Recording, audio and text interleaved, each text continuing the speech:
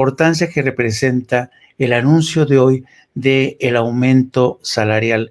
Yo creo que es realmente un anuncio de gran alcance, es un anuncio que realmente no veíamos hace muchos años. Para la gente que hacer un poco de memoria, yo creo que entre la década de los 50 y los 70, que es, digamos, la que se considera la época dorada, México pues tenía niveles salariales buenos, había una clase media que se iba consolidando, pero después vino la década de los 80 con el boom petrolero y luego la caída de los precios del petróleo.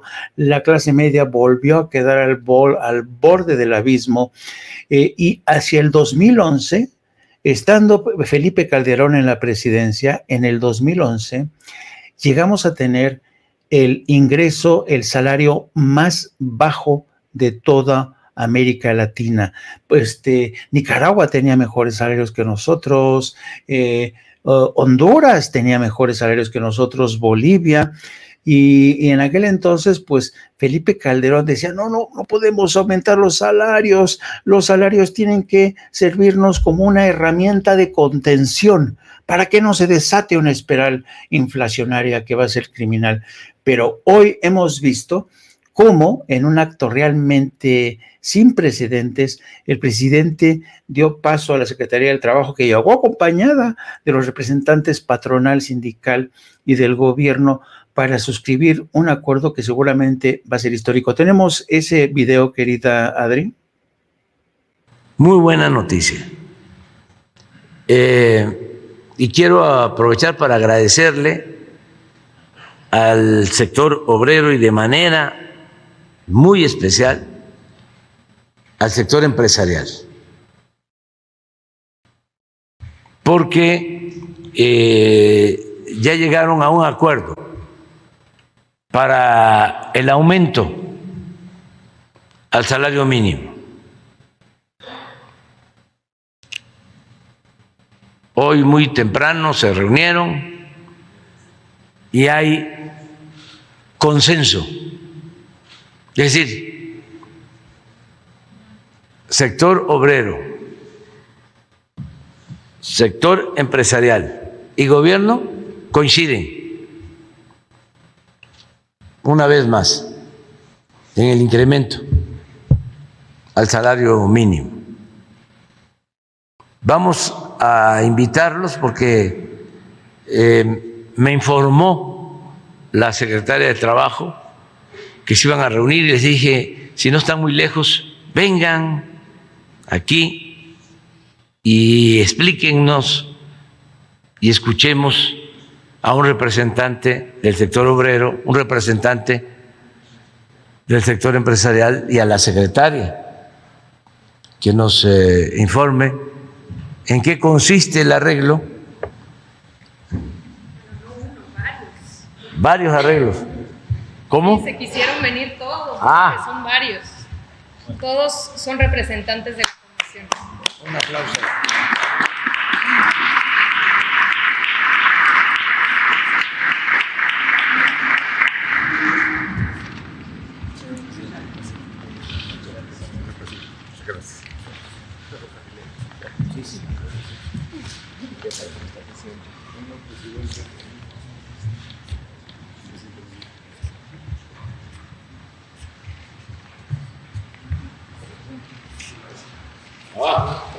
Choco. A ver. Muchas gracias. Muchísimas gracias, presidente. Como bien acaba de señalar el presidente, esta mañana en el seno de la Comisión Nacional de Salarios Mínimos, por unanimidad, por consenso entre el sector empresarial, el sector obrero y el gobierno, se decidió y se definió un incremento del 20% al salario mínimo en 2023. Esto significa, si nos ayudan con la presentación, que a partir del 1 de enero del próximo año, el salario mínimo general pasará de 172 pesos diarios a 207. Es un incremento de 1,052 pesos al mes.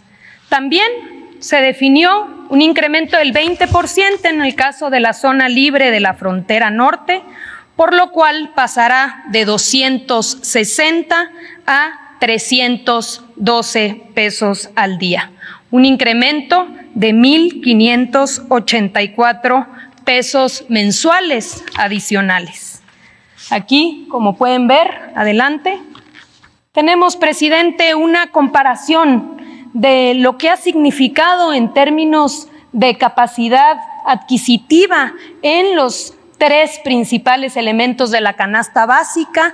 En esta política consistente ya llevamos, es el quinto incremento importante que se realiza en la CONASAMI. Como podemos ver, en el caso de frijol hemos pasado de 3 a 5 kilos el poder adquisitivo de una mujer, hombre, trabajador que gana salario mínimo.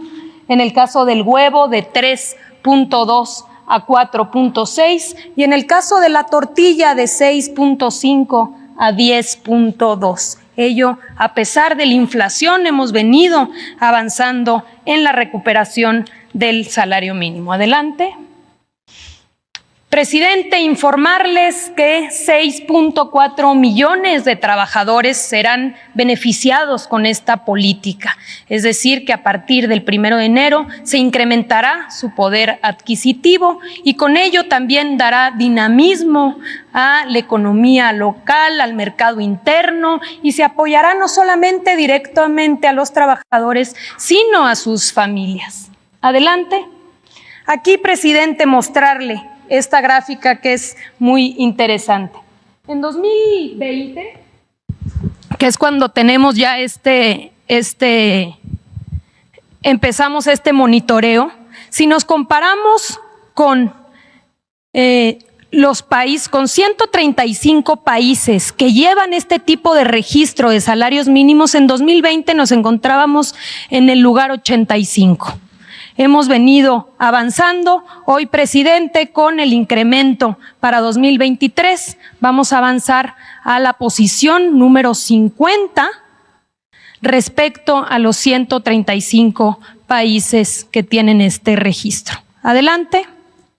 Y finalmente, aquí la gráfica que muestra la recuperación a partir de el año en el que llegamos, en el que llegó usted y que por consenso con los sectores hemos venido recuperando el poder adquisitivo que se perdió durante 40 años. Con el incremento de este año habremos recuperado el 90% del poder adquisitivo comparado de 2018 a 2023. Ese es el informe, presidente. Si le parece bien, daríamos paso a darle la palabra. Hoy nos acompañan los...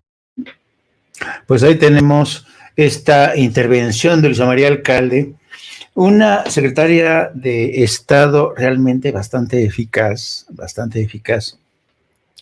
Pero es interesante el mapa, el panorama que pinta, ¿no, Carla? Sí, muy interesante y muy importante. Yo creo que este tipo de decisiones, de acuerdos, que en este caso es un acuerdo con diferentes sectores, son justamente los que dan cuerpo a este principio de primero los pobres. Y en términos laborales, yo creo que esto cambia la vida de muchas familias. Por ahí hay opiniones de detractores que decían que ya nadie gana salarios mínimos, que eso no sirve de nada. Yo no sé en qué país viven, pero hay muchos oficios en los que se paga a través de salarios mínimos y esto tiene implicaciones muy importantes para muchas familias. Y yo estaba pensando, por ejemplo, en otras iniciativas y también medidas que se han tomado en términos laborales que son igual de importantes. Por ejemplo, el fin del outsourcing, que digamos eso es también una modificación que implica otra visión del trabajo, que es quitar, digamos, esta terciarización que se había incorporado en el modelo neoliberal y que afectaba a muchísimas personas de diferentes sectores, digamos, aquí tanto de clases bajas como de clase media, y que pues fue un avance importantísimo.